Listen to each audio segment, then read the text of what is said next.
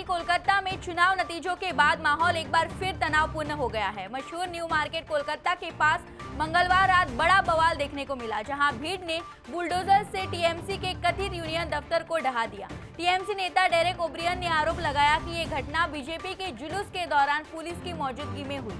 वहीं स्थानीय लोगों और दुकानदारों का दावा है कि जो ढांचा तोड़ा गया वह एक गैर कानूनी कब्जा था।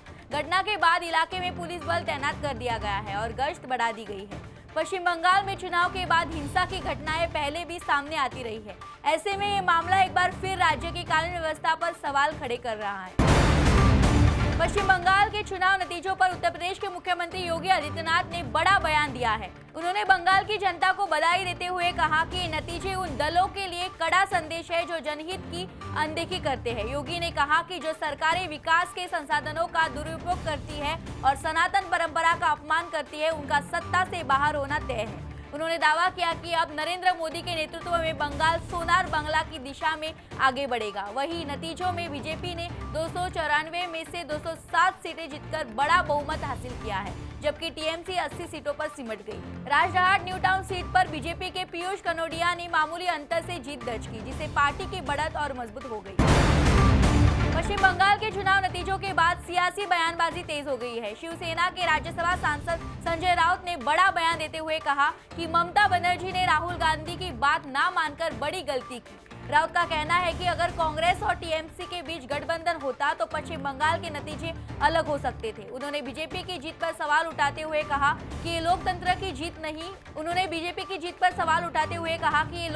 जीत नहीं। है। उन्होंने मतदाता सूची से नाम हटाने के मुद्दे को भी उठाया और दावा किया कि इससे चुनाव परिणाम प्रभावित हुए। हालांकि नतीजों में बीजेपी ने 207 सीटों के साथ प्रचंड बहुमत हासिल किया है। राउत ने कहा कि भले ही अभी बीजेपी मजबूत दिख रही हो, लेकिन भविष्य में राजनीतिक तस्वीर बदल सकती है।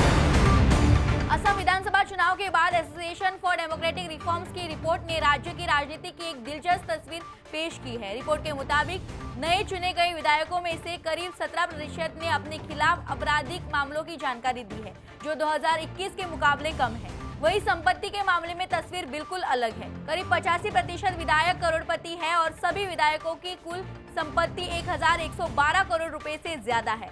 पार्टीवार आंकड़ों में भारतीय जनता पार्टी के केवल 9% विधायकों पर केस है, जबकि कांग्रेस के 47% विधायक आपराधिक मामलों का सामना कर रहे हैं। सबसे अमीर विधायक के तौर पर बदरुद्दीन अजमल का नाम सामने आया है। ये रिपोर्ट साफ दिखाती है कि राजनीति में आपराधिक मामलों में कमी आई है, लेकिन आर्थिक रूप से विधायक पहले से ज्यादा मजबूत हुए हैं। 5 राज्यों के चुनावी नतीजों के बाद अब मध्य प्रदेश की राजनीति में हलचल तेज हो गई है।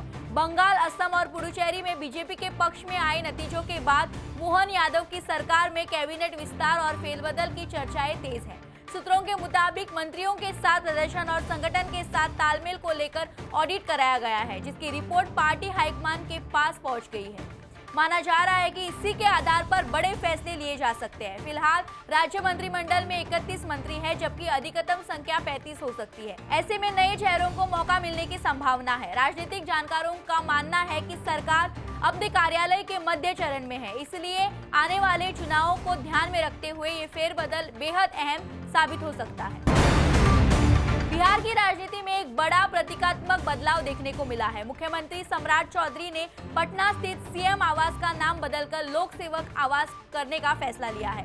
सरकार के मुताबिक एक कदम मुख्यमंत्री को जन सेवक के रूप में स्थापित करने और जनता से जुड़ाव का संदेश देने के लिए उठाया गया है। राजधानी पटना के एक अरण्य मार्ग स्थित ये आवास लंबे समय से मुख्यमंत्री का आधिकारिक निवास रहा है, जहां पहले नीतीश कुमार रहते थे। इसके साथ ही सरकार ने आवास परिसर के विस्तार का भी फैसला लिया है। 5 देश रत्न मार्ग स्थित आवास को भी अब मुख्यमंत्री परिसर में जोड़ा जा रहा है, जिससे प्रशासनिक कामकाज और सुरक्षा व्यवस्था को और बेहतर बनाया जा सके। इस बदलाव को बिहार की राजनीति में नई कार्यशैली और संदेश के तौर पर देखा जा रहा है। केंद्र सरकार ने न्याय व्यवस्था को मजबूत करने की दिशा में बड़ा कदम उठाया है। केंद्रीय कैबिनेट ने सुप्रीम कोर्ट ऑफ इंडिया में जजों की संख्या बढ़ाने के प्रस्ताव को मंजूरी दे दी है। अब शीर्ष अदालत में जजों की कुल संख्या 34 से बढ़ाकर 38 की जाएगी। केंद्रीय मंत्री अश्विनी वैष्णव ने जानकारी दी कि इस बदलाव के लिए संसद के अगले सत्र में विधेयक लाया जाएगा। फिलहाल सुप्रीम कोर्ट में 2 पद खाली भी है। ऐसे में ये बढ़ोतरी लंबित मामलों के तेजी से निपटारे में मददगार साबित हो सकती है। गौरतलब है कि जजों की संख्या में आखिरी बार 2019 में बदलाव किया गया था। समय के साथ बढ़ते मामलों को देखते हुए ये फैसला बेहद अहम माना जा रहा है। विशेषज्ञों का मानना है कि इससे न्याय प्रक्रिया में तेजी आएगी और न्याय मिलने में लगने वाला समय भी कम हो सकता है। गुजरात के जूनागढ़ से एक चौंकाने वाली घटना सामने आई है, जहां देर रात रेलवे ट्रैक पर शेरों का झुंड दिखाई दिया। जानकारी के मुताबिक जूनागढ़ विवादर रेल लाइन पर 3 शेरनी और 7 शावक अचानक ट्रैक पर आ गए, जिससे बड़ा हादसा होने का खतरा पैदा हो गया। मामले की सूचना मिलते ही वन विभाग की टीम तुरंत मौके पर पहुंची। गिरनार फॉरेस्ट रेंज के अधिकारियों ने पूरी सतर्कता के साथ शेरों को ट्रैक से हटाकर सुरक्षित स्थान पर पहुंचाया। घटना रात करीब 12:30 बजे की बताई जा रही है, जब इलाके में सन्नाटा था। अगर समय रहते कार्रवाई नहीं होती तो ट्रेन और वन्यजीव दोनों के लिए बड़ा खतरा बन सकता था। ये घटना एक बार फिर दिखाती है कि वन्यजीव क्षेत्रों में रेलवे संचालन के दौरान अतिरिक्त सतर्कता कितनी जरूरी है। ग्रेटर नोएडा की एक प्राइवेट यूनिवर्सिटी से सामने आई एक वीडियो ने हड़कंप मचा दिया है। वायरल फुटेज की कुछ छात्राएं एक लड़की के साथ मारपीट करती और जबरन सॉरी बुलवाती नजर आ रही है। बताया जा रहा है कि ये घटना ग्रेटर नोएडा की एक यूनिवर्सिटी के हॉस्टल की है, जहां एक छात्र को बार-बार थप्पड़ मारे गए और उसके साथ बदसलूकी की गई। यूनिवर्सिटी प्रशासन ने इसे आपसी विवाद बताया है, ना कि रैगिंग का मामला। रजिस्ट्रार अजय कुमार यादव के मुताबिक आरोपी छात्रा को तत्काल प्रभाव से निष्कासित कर दिया गया है और जांच जारी है। वहीं पुलिस का कहना है कि अब तक कोई औपचारिक शिकायत नहीं मिली है। इस घटना के बाद सोशल मीडिया पर लोगों ने भारी नाराजगी जताई है, सख्त कार्रवाई की मांग भी उठा रहे हैं।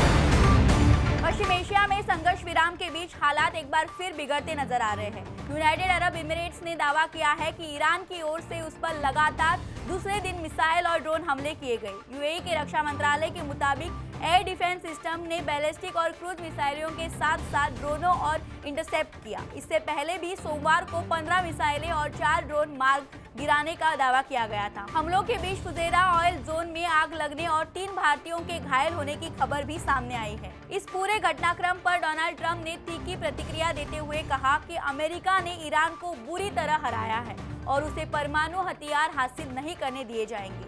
हालांकि ईरान ने इन हमलों पर सीधे तौर पर कोई आधिकारिक पुष्टि नहीं की है।